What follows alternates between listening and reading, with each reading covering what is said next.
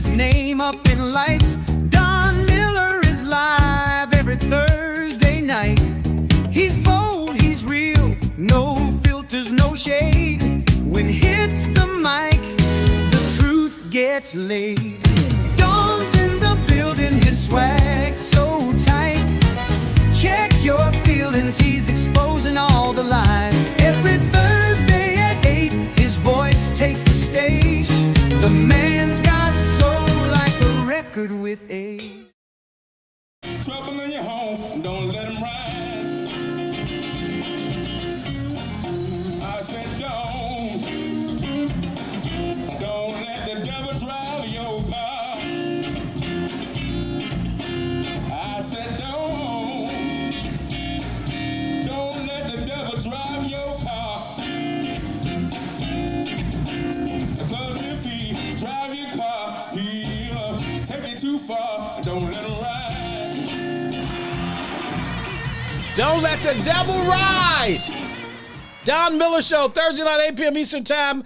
They tell me to say this: subscribe and like, subscribe and like. Follow us on all platforms. The Don Miller Show. Man, I'm so happy to be here, man. And I always get excited. I got a lot of hair. I'm looking for a barber. If you know a barber that ain't charging $75, holler at your boy, because I went to this dude the other day. He told me $75. I'm like, dude, you know what I can do with $75? I can get a cut and 2 steaks. Nope, I won't be cutting. You won't be cutting my hair. Again, thank you so much. Subscribe and like. If you subscribe and like, it'll ring and say ding or something when it get ready for us to come on air. We love you so much. We thank you. All of the people following us. Our numbers are growing. And again, I'm at like 1.8 million on a clip from a few weeks ago. Thank you again. Shout out to my man, Phil, the podcast doctor. What's going on? Man, Phil, I had to come in here today. So when I'm struggling with the direction of this doggone show, look, I tell people all the time, because there was a point in my life where I was surrounded by not smart people. And I noticed when I was around these people that wasn't smart or smarter than me, that my life was just kind of going, so I need to be around smart people. I always say, if you the smartest dude in the room, you in the wrong room. And I just believe strongly that intellectual prowess changes lives and it changes the conversation. So when I get to a point where I need to engage in the lively art of high-level thinking, I call my friend, Dr. White, joining us here on the Don Miller Show. He is a friend of the show. You've seen him many times. My friends in the Panhandle love you, Doc. Oh, yeah? I get a lot of messages. Dr. V. I say White. He's a professor. He's a scholar. He's an imam. And I just love you, my brother. Well, thank you, Don. I mean, I'm so happy to be on your show. Man, you're listen, killing it, man. we come from the same box, and it's amazing. South Side, baby. How we never knew each other growing up. And we went to the same place on 39th and Drexel, the same club in the 80s, Doc, and where they search you 3 times to get in. That's right. But there was never any issues there. And it was a club led by a brother by the name of Jeff Fort. That's right. Who is still in the Supermax Penitentiary. Yeah. And we just want to say that where we come from, it's an honor and privilege to just still be above ground. It was beautiful unity. We go to so many funerals, Doc. You just, in the last few years, we've been to a few up in Chicago, people that we grew up with. Yeah. And I tell young folks all the time, the game y'all playing is a game that is not going to end good.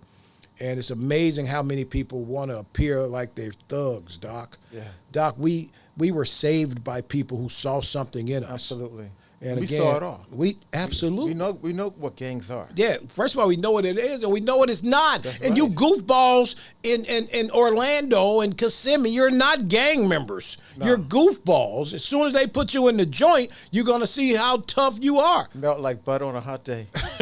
Right, you're going to be kissing a white man with 2 teeth. Okay, that's what you're going to be doing. So cut it out, man. Save yourself, man, for the white man. And the system have to come handle you. Yeah, start working like a straw. Absolutely. Pull your pants up, man. That ain't sexy. Thank you so much again. No, thank you. Got a lot to get to. Many of my conversations start at something was said to me, Phil, as you know. So I was talking to a lady, wonderful lady the other day, and she was talking about the relationship between black people and Donald Trump. And Doc, you and I know there was a historical relationship, a very personal relationship with Donald Trump and black people. Absolutely. More than Donald Trump and Biden, by far, more Yes. than Donald Trump and Harris. Black people had a personal relationship with Donald Trump. Absolutely. I mean, in places like New York, he gave hundreds, thousands of black American loans Yeah, absolutely. to start businesses. Absolutely, 100%. He paid for funerals. Yes. He got people employed. Yes. He even gave homeless people places to live in some of his apartments. Absolutely. All right. And a building that was full of rich people. Absolutely. Yes, I Absolutely. remember that very well. And he is the first one to support my friend Mike Tyson. Absolutely. My friend Mike Tyson. Our friend Mikey. And Mikey will still, and that's why I love Mike to this day, Doc. Mike has not ever turned his back on him. And I watched these black people that were nobodies, like Al Sharpton, Yeah. who got a bunch of money from Trump. much. I'm really disgusted when I see Reverend Jackson, because I was up close and personal for Jesse Jackson, 84. Okay, and I know Donald Trump was really absolutely involved Well, in he helping gave Operation Jesse. Push a Absolutely. tremendous amount of money. And it's amazing when I talk to people today that nobody Breadbasket. remembers. Books don't bite. Books don't bite. Yeah. Books don't bite. No. Just we have to read. So I want to play a clip from Jesse Jacksonfield. You got me? Jesse Jackson? Yes, you got the clip, Phil? Because if you don't, that's because Amber didn't send it to you. No, I got the one for Chicago. No, there's a one of him introducing Donald Trump. You got that one? Nope. Amber didn't send that to you. Again, so the relationship with Donald Trump and black people, I'm sorry to call Amber out, but Amber, come on now. It's amazing how this guy, and first thing black people say, well, what about the Central Park Five? You mean the 5 black guys that were wrongfully accused and went to jail for 12 years? That was horrible. And Donald Trump put a full-page ad in the New York Times about these guys should be sentenced to the highest level, blah, blah, blah. Absolutely, he did that. But nobody talks about the 3 white Democratic prosecutors who didn't do due diligence and con these young men and create an environment for couple of these young men to admit something they didn't even do. 3 Democratic prosecutors. Immediately goes, but Trump put an article in the newspaper. Trump, as a businessman, and I'm not defending Trump, but as a businessman, I don't know if I'm watching people afraid to walk at night and I got a large business in the city, I might say something. The problem is nobody remembers the names of the 3 white prosecutors who prosecuted this case, and I believe strongly that a couple of them knew that these young men weren't guilty, Doc. Right. I mean, the thing about Donald Trump, I mean, he's outspoken. He puts his ideas on Front Street. And sometimes he may say something that some people don't like. But one thing that is determined and that is very good about him is that he has a track record of helping, again, businesses out of Harlem, out of the Bronx, out of Queens, and other parts of New York. In fact, no one says anything about the fact that he hired a number of people in his construction industries.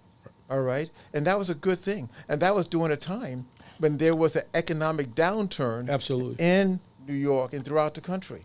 So, I mean, yes, has he done some things that people don't like? Of course, all of us have. But to label a man as a racist, as being anti-black or anti-liberation, I think is wrong. You know, it's interesting you say that. That's a very good point because when I look at Trump 2000, when he ran for president, created an exploratory committee to run for president, Trump 2000 announced their cabinet out of the gate. Oprah Winfrey, vice president. Right. Colin Powell, secretary of state. Even Charlie Rangel, my good friend, a congressman from New York, was in that cabinet. And Jack Welch, the CEO of General Electric. It was just amazing to me how nobody remembers. People are like, Donald Trump ran for president before? Donald Trump has always shaken the tree. I mean, he was on the Phil Donahue show.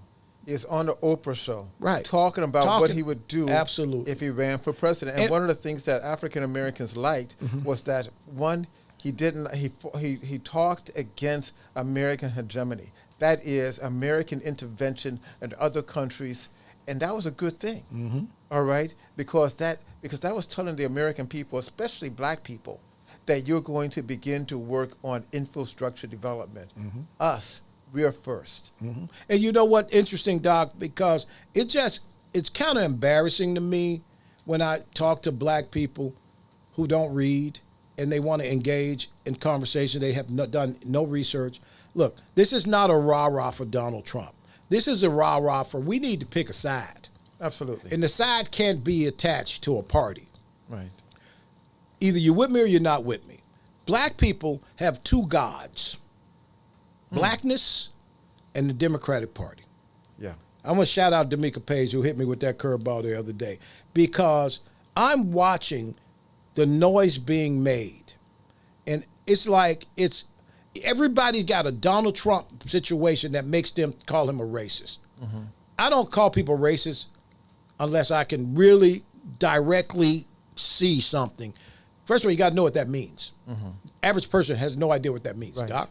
Right. So anybody that may say something or something that may rub you the wrong way, they're automatically racist. I mean, right now, within Black America and throughout the United States, we're utilizing terms we don't know. For example, racism, as you stated, oligarchy, most people can't even spell the word, Right.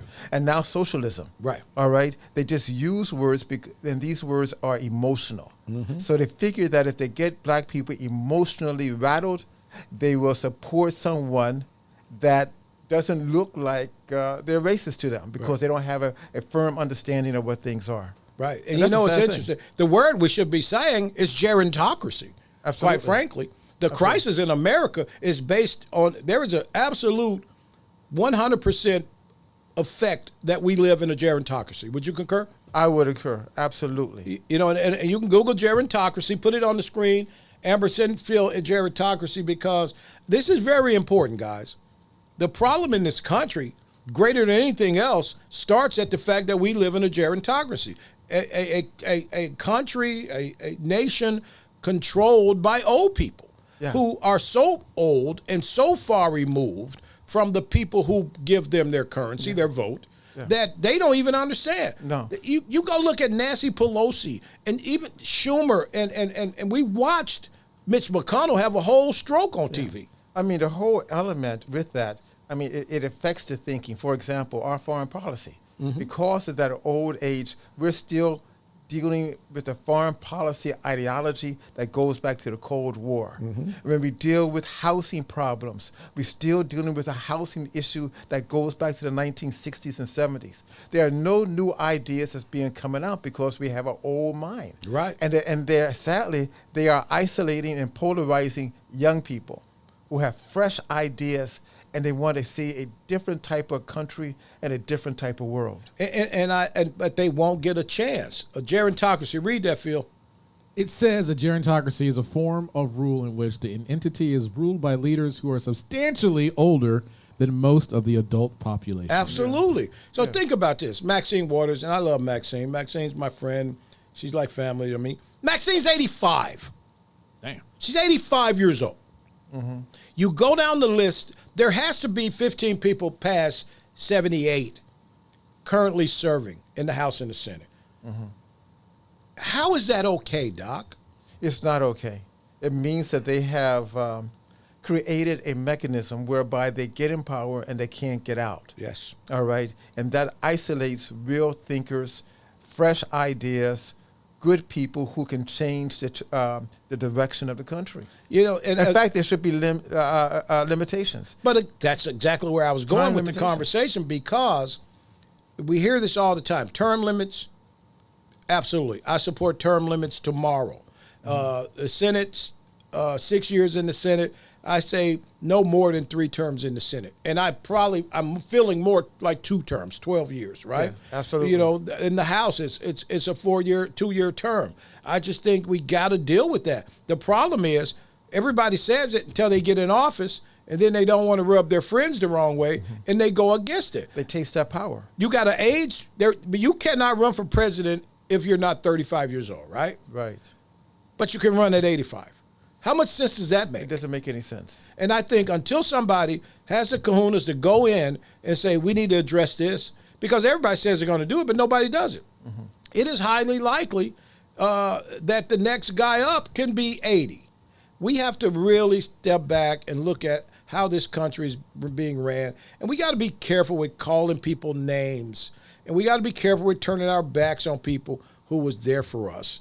And one of the problems I have is black people have shown very little loyalty to anything. It's like the only thing that black people are loyalty to is allegedly to Jesus Christ and the Democratic Party. That's it. That's it. And that's because the African-American community is being led astray. Mm-hmm. All right? They're being hoodwinked.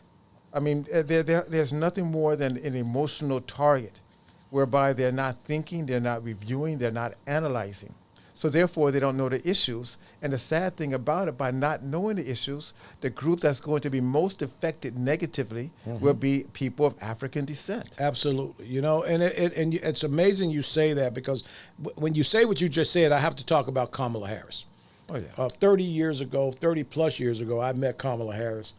And in the room that I met her in, everybody in the room referred to her as Indian. 30 years later, she's a black lady. Yeah. And I'm like, well, no, I met her when she was Indian. And we were at a political event. And everybody was like, oh, that's the Indian lady who's dating Willie Brown on the side. Pretty much Willie's jump off. Okay? Absolutely. Damn. And I love Willie Brown. Willie Brown, I learned about clothes from Willie Brown. Willie Brown's one of the sharpest dressed, smart old guys you'll ever meet. Mm-hmm. But she was his jump off at 29. That's right. And she was an Indian. Mm-hmm. And fast forward to the last few years, she's a black lady who is Jamaican and whatever, that went to Howard, that's an AKA and Chucks and Pearls.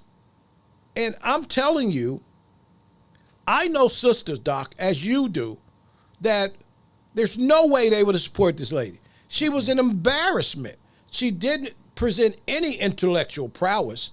Quite frankly, she looked out of place. Absolutely. Okay? And black, for real? You know this lady. I watched her on a church service. I'll never forget this. And she's in the pulpit getting ready to speak. And they said, God is good. And everybody said, all the time. You know what she said? What? God is good. No, it's all the time. Yeah. You've never been to church. But we have to stop promoting these bipolar ethnic people who are schizophrenic about their ethnicity. Yes. All right. I mean, one minute you're Indian, the next minute you're a Jamaican, the next minute you're something else. And this has to stop. But again, due diligence, it's amazing when I look at it. It's like, I just think I live in an era in my life right now that's just so disgusting to me that black people just got to have one. We need one. Can we have one? I'm watching football the other night. It's even in football. Yeah. Watching the game the other night with an NFL guy who's an NFL star with another friend, and my other friend who's caught up in the moment is telling the NFL guy that Shedeur Sanders is going to be a Hall of Famer. And the NFL guy says, this is a preseason game. Mm-hmm. He's not played against anybody. Yeah. It's like, black people, we got to have one. Can we get one? Those days are over. I had a professor named Helen Edmonds. She is the first black woman to get a PhD at Ohio State. Mm-hmm. I know. We talked about it. Yeah. And she wrote a book in 1969 titled Black Faces in High Places. Yep. The point of it is that we should be out of this foolishness now. It's not about the first black face in a high place. It's about the person who has the best ideas, the one who has the best commitment, the best resume, the one who can analyze and critique and become the best leader. This whole concept of just having a black face in a high place hasn't worked out for us. Not at all. And it is not going to work out for us. And I remember Professor, I've had people who go to school, studied under Professor. And that's when black people understood how you had to communicate. Oh, yeah. Shout out to The Ohio State University. Absolutely. Okay? Go Bucks. Go Bucks. And I got to tell you, one of my favorite people there is a great writer who wrote a great book, The New Jim Crow, Dr. Michelle Alexander. Yes. Have you read the book? I read the book. Excellent piece. Excellent piece. And I want everybody else to read it, The New Jim Crow. Okay, I got to put the mic down a little bit. Okay, Phil coming and telling me y'all can't hear me. But again, it's just very important. I think knowledge makes a man, as Frederick Douglass, or maybe Booker T. Knowledge makes a man unfit to be a slave. It is amazing in this era that I'm watching so many people move away from knowledge as a move toward knowledge. Doc, when we were growing up, there was nothing more important for us than to get out of where we came from. Absolutely. We read. Huh? All right. We understood.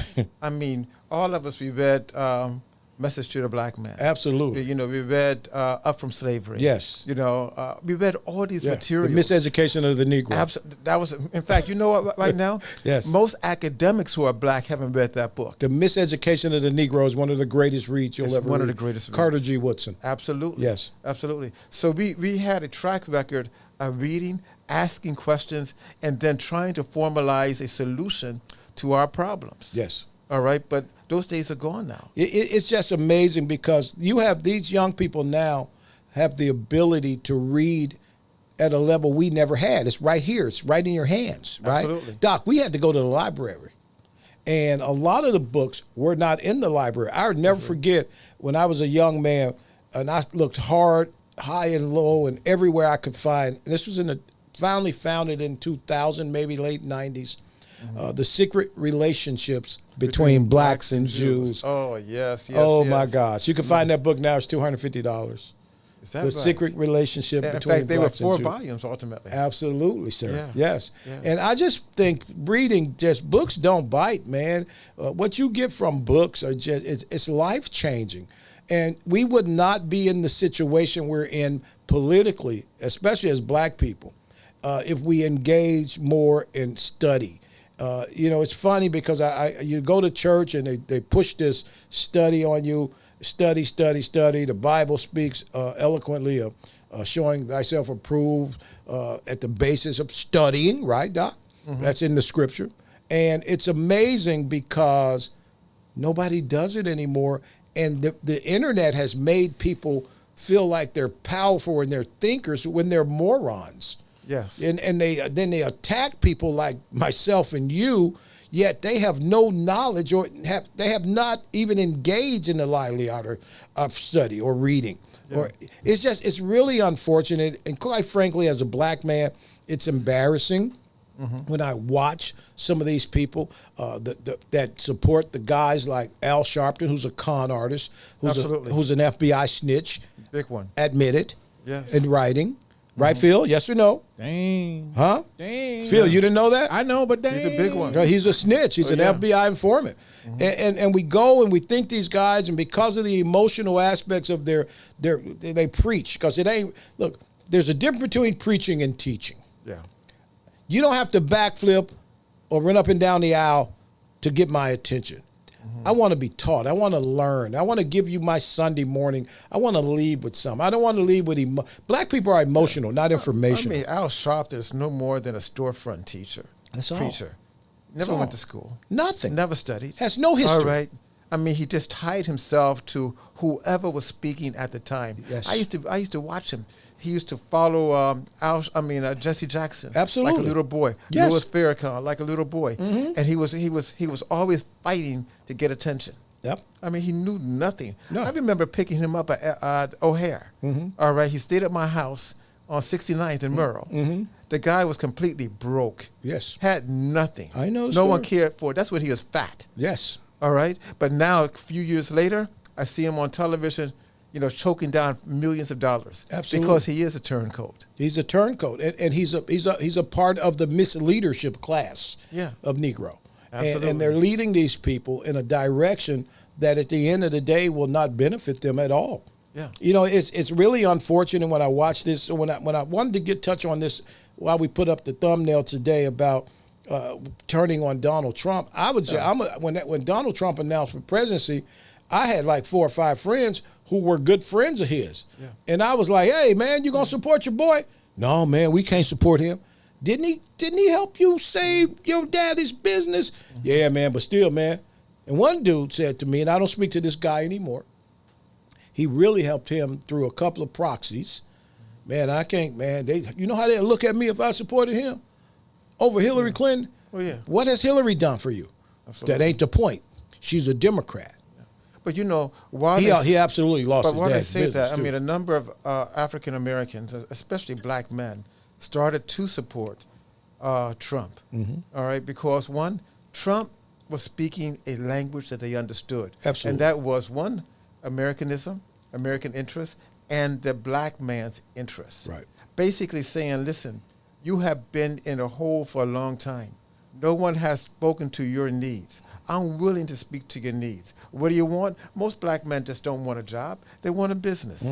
So he focused on that.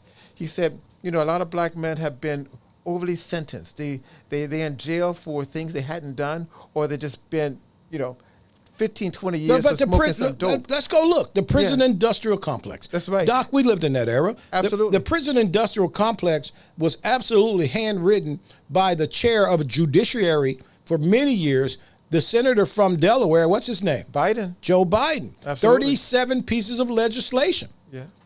I mean, Biden, Clinton, Yes, all of them Robert Byrd, all the of Grand them was part of Cyclops this. of the KKK. Absolutely. Strom Thurmond. I mean, they were friends to Biden, right? Okay, you go back all the way to Congressman Stennis, who was an ardent racist, okay, Absolutely. from Mississippi. And it's amazing. These were Biden's mentors. That's right. So when I look at who could trust the white dude whose mentors were the racists, That's right.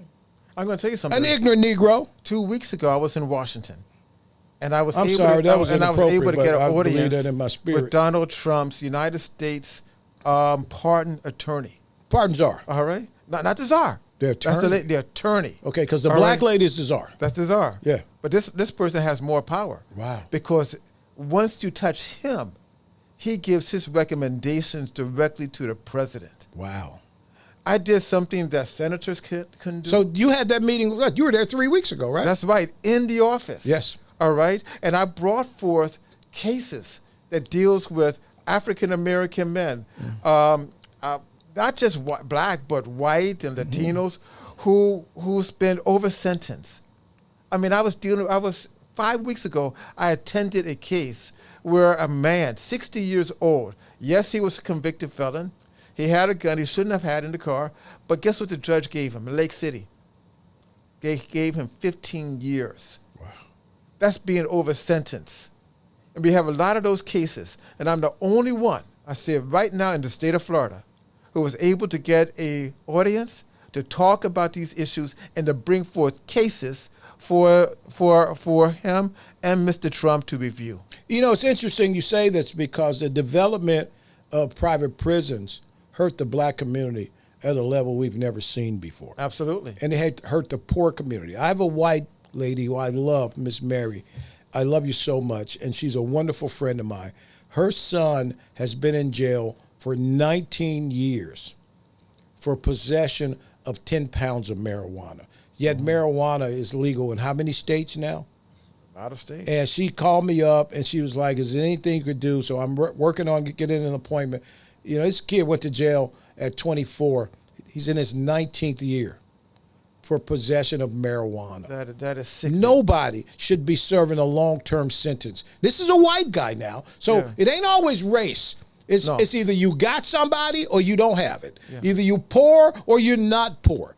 Yeah. And so I reached out, and I hope I got a meeting coming up to see if we can help. Doc, you know, you and I will We can talk make it about happen. it. And it's just unfortunate because the creation of the prison industrial complex hurt poor people in this country. Look at Hunter Biden, who just did.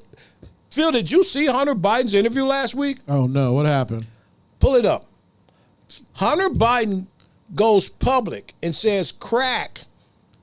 He really says crack is better than alcohol. And he spends this time. Why are people interviewing Hunter Biden? Yeah. Why is he even Hunter Biden's a low-level crackhead Yeah. who had sex with his dead brother's wife? All right. Yes? Here you go. Well, the only difference between crack cocaine and cocaine is sodium bicarbonate and water and heat. Hold on, it's stuck. He's an idiot. He's an idiot, right? All right. You know what's so sad about it? They never really investigated how he brought cocaine. I'm saying it to the Absolutely. White House. To the White House, All right? But- It's just unfortunate, right? Yeah. Because there are people who are still in jail for marijuana. You know what's also disingenuous is that you have a number of Democratic leaders going to Alligator Alcatraz talking about human rights violations, but you have another jail, and that one is Okeechobee. Right. That has been listed as one of the Worst jails in the America. world. The In world. You're right. All right? Right. Where people are being mistreated. They have no air conditioning.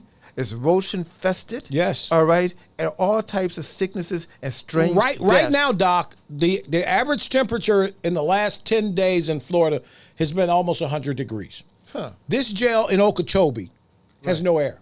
No air. Right. All right. But they spent more time talking about detainees Right. who's being deported with money in their pocket. Yes. As opposed to those brothers and sisters and poor whites and Latinos. Right. Who's stationed at Okeechobee. And for Florida little Sta- crimes. in Florida State Prison. That's right. And, well, in prisons that they've turned over to private people. Absolutely. Okay, so when you turn over a state institution to a private entity, that's corporate America. The least you could do is fix the air. Absolutely. Okay, there's no excuse when you're getting corporate money now to fix the air. But again, when you look at America, there are two prisons in this country, at least three prisons in this country that are ranked as the worst prisons in the world, not America. You got prisons in Mexico that's got dirt floors. You got some horrible places in this world. And you got places in America, the place in Louisiana. What's the name of it? The place in Louisiana, Phil. What's the big prison in Louisiana? It is horrible. Yeah. Huh? I don't know. It used to be a plantation. Yeah, it was a plantation. Absolutely, right? And the problem is this industry was created by people the Negro voted for. Absolutely. Let's be clear. Yeah. And they still vote for it. And nobody has moved away from saying there should be nobody. This is a legislative action I want to hear. There should be nobody in jail for marijuana serving more than 3 years. There are people in jail right now. So when Joe Biden ran to the microphone last year, it's like, yeah, I'm going to pardon everybody in jail that's on marijuana. And everybody's like, yay. First of all, he can only pardon people in federal prison. Absolutely. Very few people are in federal prison for marijuana. You got to have 10,000 pounds of good dope, That's right. good weed to go to federal prison. But when you're talking to the unlearned, you can say whatever you want to say. Absolutely. And my concern is throwing your vote out the window, then you expect somebody to come and save you.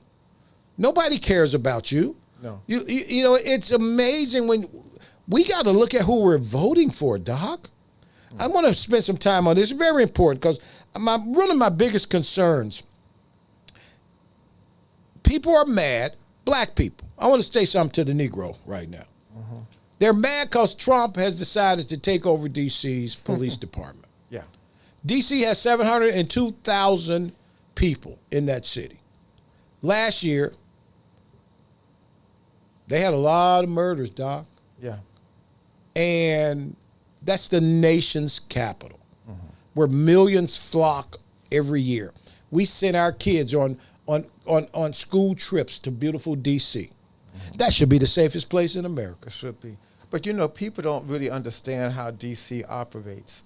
I mean, up until 1974, the federal government controlled all of D.C. In fact, Congress is the body that appointed commissioners for D.C. It did not change. D.C. until didn't have a 1974. senator. D.C. never had a Never had a congressperson. senator. Right, yeah. And it did not change until 1974, 75, when they elected their first mayor. But still, the commission and the governing body was from Congress. Yes. All right. Also, people don't understand that D.C. is not a state. Right. is a district. Yes. Which means that it can be controlled and operated by the federal government. It's the only district in America. Absolutely. Right. Now, the big problem is that, listen, there has been a lot of crime there. Now, I was speaking to a friend of mine today who teaches at Howard University, and I asked her, I said, what are the people saying? They don't tell you what the people are saying. The people that's in the black districts, not in Georgetown, not in Adams Morgan. Because there's no crime over there. That's right. There's no crime in Adams. There's no crime in Georgetown. Absolutely. Right. So they're saying, listen, the people are very happy because they got tired of the crime that's taking place. Absolutely. All right? And they got tired of the homelessness. I mean, you have a city now that has a homeless problem of about 15,000 people. Absolutely. All right? So nobody likes that.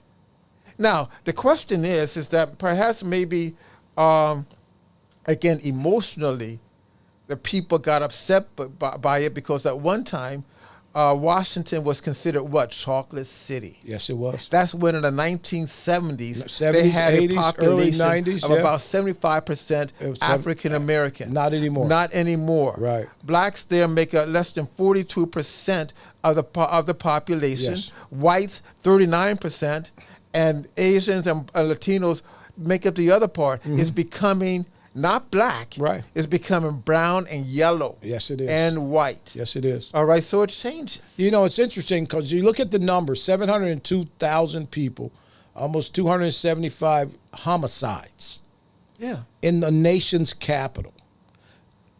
I was there a couple of years ago, maybe last year. I think it might have been last year, actually. And we were in Georgetown at 1 o'clock in the morning, just kind of strolling down Wisconsin Avenue, and it was beautiful, and nobody was worried, and people weren't looking over their shoulder. So if you have an area like Georgetown or Adams Morgan or some of these other, or Alexandria, okay, or Arlington. Yeah. So the 270-some murders are happening in a concentrated area, and so and there's a significant amount of corruption in the history of that police department. Absolutely, you have to do something about it. In fact, the union, the police, the head of the union of the police department supported Trump. Right. Also, I want to make mention, people forget that several years ago, the crime was so bad in Washington that the federal government gave the Nation of Islam contracts. I remember that. All right, to deal with I remember it. the And they dealt FOI. with The it. FOI. FOI. Yes, I remember that very well. You know, so even though we don't like to say it, it has a crime problem and it should be changed. It has to be attacked. The question is how do you want to attack it? And most Democratic leaders don't want to attack it. They just want to sit back and say there's a problem without doing anything. You know, it's interesting. Shout out the prison in Louisiana is Angola. Angola, That's absolutely. the name of it. Yes. But you know, it's amazing to me when you look at the fact that the president has now announced that they're taking over policing in D.C. The federal government is. I support that wholeheartedly. And as a guy who spent a lot of time in D.C., you know where to go and where not to go. Absolutely. This is nothing new. So for you to say, oh, there's for all these, when did black people become total a-holes? First of all, we should be the main ones saying, yes, take it over. We work hard. We want to be able to go out and not look over our shoulder. We have gotten so sucked into this ridiculous narrative, Doc, Yes. that we are actually saying, that's wrong. Don't take over. Listen. He's even dealing with corrupt policemen. What, about 8 It's months ago? crazy to me. Do you remember the story about 8 months ago when you had a woman who was a police officer and she had a scam of renting and stealing cars from the Reagan airport. Yes, I remember very reselling well. them. All right? Yes. And that was an embarrassment. Right. And was also an embarrassment, she was guilty, but they let her go. Yes. I mean, we but have again, to talk about they're the ending of downplaying the corruption. numbers. D.C. has a lot of visitors every year, right? Surely. They're downplaying the numbers. That's a problem for me too.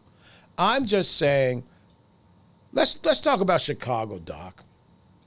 Last year, Chicago had at least 600 homicides in the 24. Damn. The number, no, I'm going to tell you the real number. Hold on, I'll tell you right now. 573. D.C., Chicago had 573 homicides. D.C., and that's at 2.7 million people in the city. Absolutely. Nashville, 704,000 people, had 100 homicides.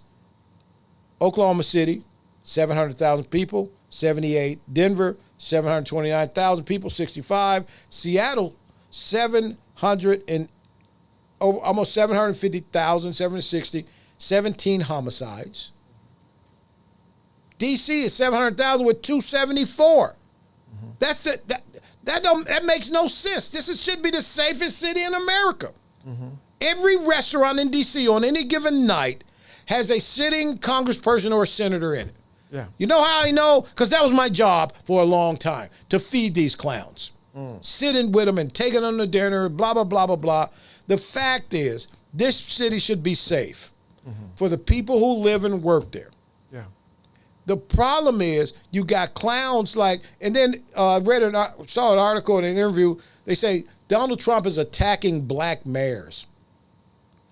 I'm saying to myself, why is the race card so prevalent in every conversation, Doc? They don't have nothing to hold on to.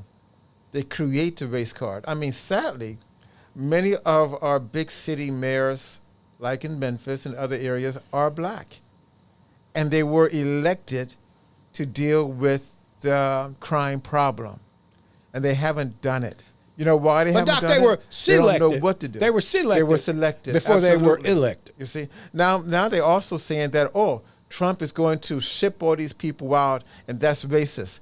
Let me remind people of something. First of all, you have a city called New York, all right? Whew, Democratic that's getting ready city, to be right? a mess. All right? But they were shipping black people out of New York to a place called Co-op City for at least from the 1980s. Absolutely. All right? Donald Trump is talking about creating communities. We should know something about these communities. In Chicago, there was a man by the name of George Pullman back in the day. And he created Pullman City. On That's the over south there side. by that's south On the side, south Calumet. side.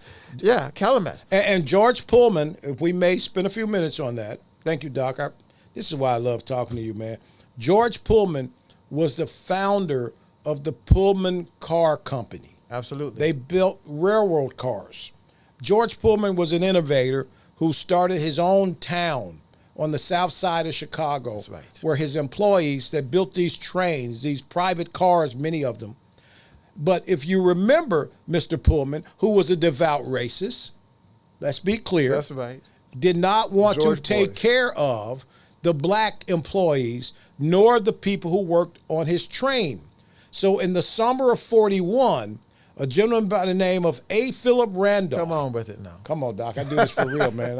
I do this for Take real, him on man. home. A. Philip Randolph founded the Brotherhood of Sleeping Car Porters, the first union for the Negro in America. Because the gentlemen that were working on the train alongside the white workers on the train, that were all Pullman employees, had different benefits and different lives. Yeah. So go think about this. So Asa Philip Randolph out of Jacksonville, Florida, started this union. And he went to a guy by the name of George Meany, who was the president in 1940s of the American Federation of Labor. Absolutely. That later merged with the Congress Industrial Organization, forming the AFL-CIO. That's some good and history. that became the first national union for black men, the Brotherhood of Sleeping Car Porters. Correct? You got if it, I missed man. something, come back. Man, I can't say nothing. Okay? You got it. So Mr. Pullman built a whole town for his people, but only his whites. Absolutely. Yes or no? Absolutely. You're right. I can't say nothing wrong about it. You're absolutely right. So again, knowledge makes a man unfit to be a slave. But I will say this, Yeah. in reference to George Pullman, is that he employed three of the most important black men in the United States. Bring it on. All right. He employed at one time Elijah Muhammad. Yes, he did. Secondly, Malcolm X. Absolutely. Here's one. Thurgood Marshall. Thurgood Marshall were all sleeping car porters. Yeah. And they saw how it worked. And they said to themselves, if you read any of these gentlemen's autobiographies, that propelled them to do better and become great men. It created the first real black middle class. Absolutely. That traveled. So I want to shout out Asa Philip Randolph and the three gentlemen that you just mentioned. The Pullman car porters created the black middle class because A. Philip Randolph said, we got to get the same salary and the same benefits, and we have to be treated the same way. And they couldn't push back because nobody else was doing the job. Absolutely. Absolutely. Look, I want to hit something real quick. Phil, hit the bell for me, Phil, man. Man, this is why I love coming in here, man. I learn every show I do. I learn something every show I do, man. Hey, subscribe and like. Follow us on all platforms. Phil, real quick, man, put up some of the things that the listeners are saying. Let me see. All right. We got quite a few here. So. No, we do. They're out there in these streets. All right. So, Sean, yeah, Don, the misleadership class, great point. Amber says, you can trace that back all the way to the point of when the slaves got freed and they were transitioning from traditional slavery to getting them back to slavery via incarceration.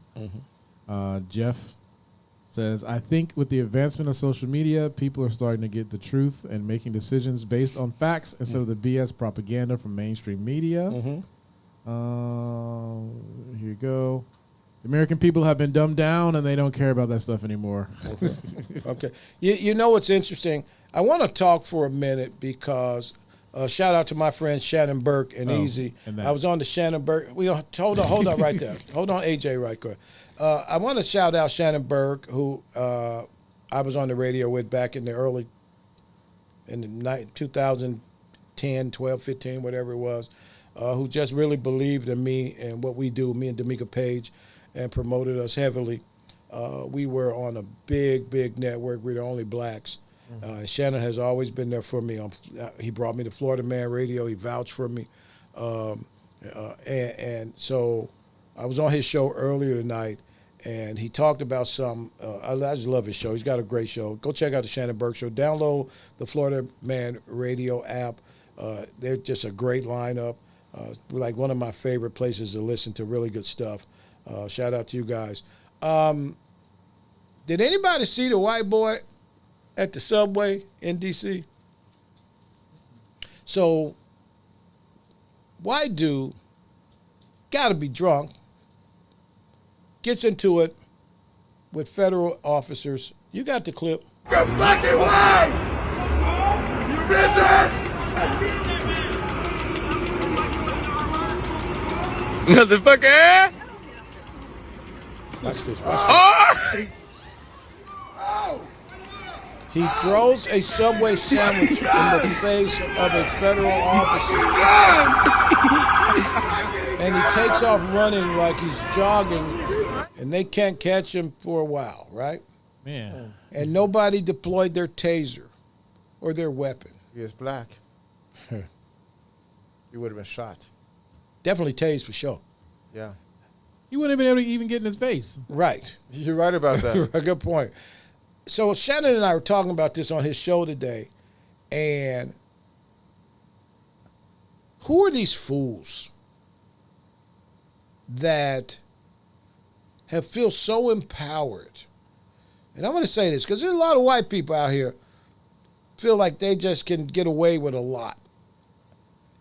When I watched that, there are a couple of things came to mind. That the federal officers need to go to the gym because nobody could catch him. Donut boys. Nobody could catch him. He out here jogging. He got on some deck shoes and some white shorts. Grown men don't wear white shorts. Hashtag. Anyway, he got some white shorts on. He running down, just jogging, and they catch him. He works for the DOJ. He's a full-time employee of the government that thought it was okay to hit a federal officer with a foot long. And I got a T-shirt coming out tomorrow. Beware of drunk whites with sandwiches. I'm telling you right now, okay? Because who are these people, Doc? The level of arrogance. I see arrogance and I see ignorance. And I see them coming together. Yeah. Nobody has respect. And until you get slammed to the face to the ground on your face. Like this white dude, they need to lock him up. He already lost his job. They fired him today. But he needs to go to jail. That's assaulting an officer. That should be a federal crime, which I'm pretty sure it is, right? Yeah. But I'm watching the level of ridiculousness from my people. Because ain't nobody can come say this white boy. He done. His career is a wrap, okay? Right. I'm seeing the same type of behavior toward law enforcement from black people. And here comes Crump. I ain't say, you know, here comes Crump. I ain't Crump. Crump. I'm Crump. He's a lawyer. Yeah. Here comes Crump. Ambulance chaser. But I'm watching this dude, and I don't see any white people defending this dude. I'm like, they're like, lock him up, lock him up. He lost his job. He should have lost his job. Absolutely. Just like I watched the white people in Orlando last week who went off on the young guy who was trying to sell solar, knocked on their door, called him names, want to hang him. Yeah. They weren't charged, but, you know, unfortunately, we live in a system that they allegedly did nothing wrong. You know what's so interesting about the video and all of this is that the ones who have become aggressors towards the police are not African Americans, and they're not even conservatives. Right. All right? But Right. on most part, they are the so-called liberal left. Yes. Who think they are empowered and they can say and do anything. Anything they want. All right, so they get away with burning cars, vandalizing buildings, attacking police. Black Lives Matter. Absolutely. In Right. fact about it, Black Lives in the Matter. last several months, attacks on federal officers, policemen, as well as judges have increased over 700% in the United States. No one has said a mumbling word about it at the state level. No. All right, because they think they can get away with it. But Doc, me and you grew up in the hood, right? Yes. I just want to say this for people listening. Shout out to Betty. Betty grew up with me. Betty worked at the library on 34th and Kings Drive. Remember that library? I surely do. Okay, and Betty and I were friends from kids, and we never talked back to the police, Doc. In fact, once I That was did- a high-level violation. In fact, I was on Cottage once. Cottage in 79, somewhere around there. And the police was following me, and he stopped me. And so he asked me, he got me out the car. He said, where you from, Mississippi? I said, no, are you? Next thing I knew, I was on top of the hood of the car in handcuffs. Right. Just for that. Just you for were that. just like, hey, Doc, maybe you're from my neighborhood. Right? But did you learn something? I learned something. Absolutely. Don't bother them. Hey, look, I learned a long time ago. Just shut up. You know, I'm watching this kid in Jacksonville. Did any of y'all see the kid in Jacksonville the other day? And the cop dragged him out the car. Phil, did you see that?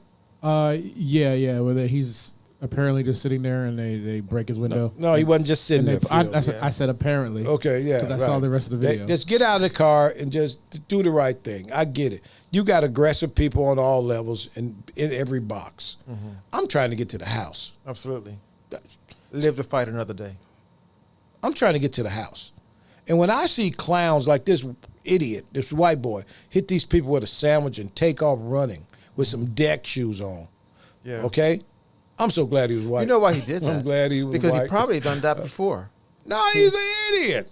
Yeah, he he's an lost idiot. his job, but I'm glad he was white. First of all, they wouldn't have caught a brother. Them fat dudes would not have caught a brother. Brother He'd have would've been been at the metro station. He'd have been all the way. He'd been gone, right? The problem is, guys, we have to stop supporting this type of behavior. Yeah. It's not okay. Nobody respects anybody. The level of aggressiveness is at a level I've never seen before. Yeah. And that is why we have to have real civility in our government. Yes. Because the country is completely polarized. And everyone thinks they can do anything. It's like helter-skelter now. Yeah. Do what you want to do. And it's a wonder that this country still exists. Because there's no law and order. You're right, Doc. All right. There's no civility. There's no understanding. There's no discussion. The country is just moving and living from memory. So, Doc, what do you think about all of these cities with these high crime? You look at Memphis, Tennessee. Number one in the country. Memphis is horrible. And Memphis is led by a black mayor. Karen Bassett, black mayor in L.A. You got New York. You got Chicago. I want to just play a clip. The mayor of Chicago, whose budget is totally screwed up right now. I want to play the clip of Brandon Johnson, what he came to the microphone and said the other day. You got Say that? it like this, that the president has always been intimidated by the intellectual prowess of black men. And so, of course, he would speak in those petite and puerile terms because he's small. This president could use a 7th grade class right now to understand the basics of the Constitution. And so it's incumbent upon all of us as we literally watch this man shred the Constitution in front of us, taking not only a tyrannical approach, an authoritarianism approach towards governance, is doing it with no resistance from his own party. And I'm grateful. Doc, stop. Doc, who is this Negro? He's nobody. He governs a city whereby the people on the south side, the west side don't like him. He has turned his back on his own citizens. He has given money and assistance to illegal aliens. Billions. Billions, that's absolutely. Right. Yeah, absolutely. Unemployment has increased. The city budget is shot. All right. And this guy talks about the Constitution. I doubt if he knows the first 10 amendments of the Constitution. You know what's interesting? This guy's talking about the Constitution, and he has given more money to illegals Absolutely. than he has to the people in Chicago who work hard, who built that city. People like us, right? Right. He's a joke. He's a clown. Shout out to Betty, who worked for the city of Chicago for almost 40 years. Just sent us a message. It is really unfortunate when we got black people like this that, let me tell you something I learned a long time ago, and this might sound crazy, man. You don't poke the bear, man. Right. And shout out to Osiris, my friend. If you shoot at the king, you better not miss. Absolutely. Dude, you are running a horrible operation in a major American city, and you get ready to point at this guy when you are, look, I was there.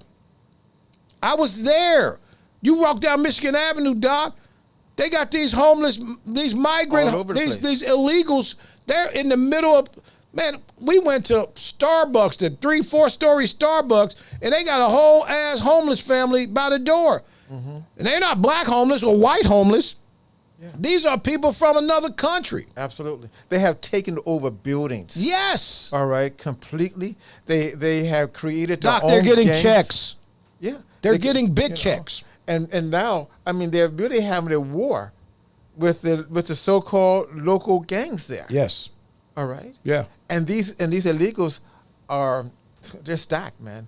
They have weapons coming in from all over there. Many of them are former military. Let me just say this, right? I want them all to go home. And I support sending them all back, putting them wherever you got to put them, women, infants, I don't care. Yeah. Because how do you come to this country, sneak into this country, get benefits from this country, and then you carry the flag of the place you fled? Make sense of that. You can't. You can't. I see some people with a Honduran flag. You ran your monkey ass out of Honduras. Yeah. They didn't want you in Honduras. Yeah. And you come here and get a check from people who pay into the system, and you want to carry the Honduran flag? And we're not talking about small checks. No. We're talking about, It's big five-figure money. checks. It's Serious. big money, Doc. And they're buying homes. Yes. They're developing businesses. But they buy homes when we can't buy them. Absolutely. They get loans when we can't. We buy got them. veterans under bridges as we speak. What? Go ahead. How do you buy? Phil, they have a program where illegals can buy a house, Phil. Bro, guess how much the rent is at my neighborhood for there's like 2 houses. What? They want $3,000 Right. a month. But guess Yeah. who? Look, the Section 8 program, we had P. Ray Easley on the show few weeks ago, remember? From Chicago, the activist from Chicago. She said the Section 8 program in Chicago is shot because guess who's getting the Section 8? Listen, in my own neighborhood, a fella just been in the country for about a year from Cuba, illegal, right? He was able to buy a house in my neighborhood. How the hell he got the money? They gave him All the right. money. I mean, the credit, all of this stuff. Doc, the system is broken, and Completely. nobody wants to address the fact that the system is broken. Chicago is a horrible place now. This clown that they elected, that they're all ashamed of, every black person I talk to in Chicago, this guy will never be, it's a wrap for him. Yeah. He knows it's a wrap. But the amount of money they've spent, P. Ray came on the show last week, and she told us the numbers. We also had the other lady, Phil, from Chicago, wonderful lady, who joined us on the show. They are giving so much money to the illegals. They are renting entire buildings. Oh, yeah. And they are getting giant checks. A buddy of mine, Muhammad, shout out to Muhammad, who got a corner store or 4 or 5 corner stores. He's an Arab. I talked to Muhammad like a few weeks ago. Y'all call them Arabs. What we call them, Doc? Arabs. Arabs. Muhammad's my buddy. He's from Jordan. So I called him and I was like, hey, we call him Moho. I was like, Moho, man. He was like, yeah, man. He was like, it's amazing because they come in and they use these debit cards and we could see how much on the receipt that's on the debit card. And he's like, some of these people got $9,000, $10,000 on these EBT cards. And I'm telling you, that is what's happening. Yeah. And you come over here, family of 4, they put you up, and you're getting $3,500 a month. And it's not just the cars, they're getting health care. They're getting health care. All right, they're getting Yes. everything they want. Yes. The problem is that you have people in the United States, black people, who's been here for hundreds of years. Yes. Who struggled, who fought and won the Civil Rights Absolutely. War. Yes. But they can't get nothing today. But these same black people are supporting this nonsense. I think what it is that you have a select group of black people because the young people, they're Right. saying hell no. No, they are. All right. They are. It's that group, 40, 50, 60 Yeah. years old, who believe in this whole civil rights Yeah. element that we have to fight for everyone. No, it's time to be selective. And I saw a black preacher the other day. I'm glad don't you even said that. talk about the black preachers. I saw a black preacher the other day. He hitting them with the Jesus curveball. That Jesus said that we should accept everybody. Pastor, come on, man. What? Again, he's a non-reader, but he's preaching to an audience, and he's a non-reader. If your pastor ain't graduated from a real school, leave your church immediately. Okay? The problem is, it's real talk, Doc. Yeah. I did a study on this. What percentage of black pastors in mid to, say, 400 member churches in this country, black pastors, the black church, according to Steeplechase, there's a great research study on the black church. The black church took in $17 billion in 2020 in untaxed revenue.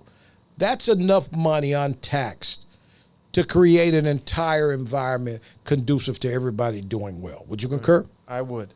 So the black church is taking in this money. You got this clown-ass pastor who's telling this congregation that the Lord told him that everybody should take in an immigrant family because we were immigrants. No, Negro, we were imports. That's right. You're an idiot. You don't Absolutely. deserve a church. You ain't working for Jesus. You know, I had a You friend work for years ago. Jesus. He wrote a book titled Satan on the Pulpit. Yes. All right? Because these ministers, they're preaching lies, They're preaching lies. deception, Yes. and they only care about themselves. Yes. Because if he's preaching out about aliens and so forth, you know he's getting a kickback Absolutely. from somebody, some group, some organization. You know, I had to hurt this little old lady. I want to tell her I love her so much, Miss Bertha. I saw Miss Bertha, hadn't seen her in a long time, and she was talking about the immigrants, and we need to let them all in. I said, Miss Bertha, when you leave this land, Miss Bertha's like almost 90. I said, man, you leave here, Miss Bertha. Where you going? I'm going to heaven. You know where I'm going. Oh, yeah. I say, okay, Miss Bertha. I say, is there a wall around heaven? Yes. And there's a gate. Absolutely. And there's somebody at the gate. You know, talking about war. Huh? If heaven got a wall.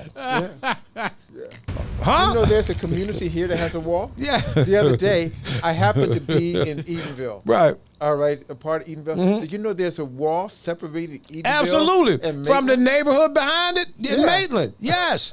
Heaven got a wall. Let me tell you something. I remember growing these, everybody talking about heaven. But nobody wants to die and go. But nobody wants to die and go, right? Heaven got a wall. I ain't never heard nobody just walking into heaven on the other side of the gate. There's a gate. And they talk about Paul was going to be checking ID. That's like, right. if we singing about heaven with a wall, then why can't America have a wall? The fact is, let me just say something. We have so many people, right, who are just, what did D'Amica call them? Biblically illiterate. Yeah. And they show up every Sunday, but they're biblically illiterate, Doc. Yeah. They don't understand that the country is going towards self-destruction. There was a song years ago by rapper Self-Destruction, right. Headed for self-destruction. Yes. That's the United States right now. Absolutely. I mean, right now, we don't have the power. That was EPMD? Yeah. Was that EPMD Phil? Yeah. I think so. Yeah. I mean, we don't have the power like we used to. Right. The American dollar has gone, and we have corrupt political leaders who don't know what to do. So we're headed for self-destruction, and we're going to get there if things don't change very, very quickly. You know, I'm going to tell you though, I've come to a point where the black church is very low on my list, Doc, and I struggle with this now. Because outside of probably a few black ministers, the likes of people like A.R. Bernard, who came out of the nation, who preaches all about discipline, as you do, to your followers, Doc. I think discipline is a giant part of understanding and growing spiritually. Would you concur? Yes, it is. And when you lack discipline, first of all, if you're a leader and you lack discipline, you shouldn't be leading. And if you're a leader and you want everybody to like you, you should sell ice cream. Because sometimes the word can hurt. And as we close, Doc, can you just share with the audience just a good word, man, to just kind of wrap this up? I really would appreciate it just for me. I hope the audience can listen to it and get something from it. But I love you, man. Sometimes can just give us a word to move forward on. I mean, we're at the point now whereby we have to come together as a country. We have to look at race, but also separate race. That is that we are Americans. We're in this thing together, and we're going to live and die together in this country. And if we don't change this country that we love, this country that's given us so many opportunities, of course there are many problems, but this country that can be the light of the world would never achieve that potential if we don't work together, change the government, and become more civil with each other. Man, thank you so much, Dr. White. Phil, put it up. How y'all can follow Dr. White? Look, go follow Dr. White. He's always got insightful things to say. At D_V_ISSA. He's a brilliant scholar. He's run for Congress a few times, and we're hoping he's going to run again. Oh, yes, definitely. The tide is turning, and he has run in districts that have historically gone against his position on the issues, but I think that's turning, Doc, so we don't want you to quit. Again, thank you so much. We had a studio audience. Thank you, studio audience. I appreciate Beautiful y'all. sisters. Man, we appreciate y'all coming in here. Phil, tell them how they can follow us. The Don Miller Show, subscribe and like. Make sure to go check out the store. Go check out the store. Absolutely. 10% off at the store. DMS10 is what the code is. If you get 10% off the Don Miller store, we got mugs, we got phone cases, Where my T-shirts. shirt? Where my shirt? Man, you gone, man, with that nonsense. come on. You ain't getting nothing free. Man. You got, matter of fact, you ain't getting even the 10%. If Phil's name pop up, Amber, scratch it out. But again, thanks so much. Shout out to the little white lady. Put her up, man. You got a picture of her. They can follow the little white lady, Amber Cuchilla. She was on the show last week. I'll have a She photo, did an but- amazing job. Amber Cuchilla, the little white lady. Thank you so much. My sponsors, let's run through my wonderful sponsors real quick. Yep. These are people, they're not just my sponsors. These are my friends, and they really ain't sponsors because they've been asking me to come handle some real business. Casa Leon Jewelers, my friend Renee, Yvette, and, of course, their lovely, lovely, lovely daughter, my sister, Giovanna. Thank you so much. What else, man? Go ahead. My buddy Robbie, my little brother. I hope you're watching. I know you're watching. The Vineyard Wine Company, beautiful Lake Mary, Florida. Robbie's my brother. And watch this video. This is the one right here. Don Miller, Coronas, Lake Mary, Coronas, Sarasota, Corona, Tampa, and of course Corona in beautiful Sand Lake in Florida. Corona cigar. Thank you so much. We got a new one. I got a new one. This is my friend. If you need a home inspection, inspect like a woman, act like a man, think like a lady. This lady is a home inspector. She drives up in a pink pickup truck. What? We've been friends for many, many years. She drives up in a pink pickup truck, and she can inspect your home as well as any man. I just want to shout her out because she's a friend of mine. Oh, somebody else I told I'd say hello to them, even though they don't agree with. See, this is the problem with the Don Miller Show, guys. I really don't want sponsors who don't understand my mission. So just because you have a business and you want to advertise, some of y'all business owners won't. I'm going to just tell you right now. I've been broke my whole life, Doc. A few more dollars ain't going to change my circumstances. But I want to shout out, wow, this dude told me how to do a radio plug. He gave you copy? Man, come on, man. There's a store. I ain't even going to read this. All right, thank you so much, everybody. You've got me damn messed up. Thank you so much, everybody. Subscribe and like. Follow me. I'll be back next Thursday. Follow my friend. Wait, Doc. How can they buy your book? Oh, they can go to Amazon.com. Yes. Do you have a copy of it here? No, we don't have a copy. One right in the, Huh? Okay. You got a copy of it? Yes, right now. Hey, grab a copy. Come on, Right, we got to do look this. in that bag. Look in that bag. Yeah, right we there. gonna do this, man. Come on, man. Right there. Because I'm Just telling you, pull this is one a out. good. This is a good read. See, Yeah, give it to Don. Yeah, this is a good read. This is the book right here.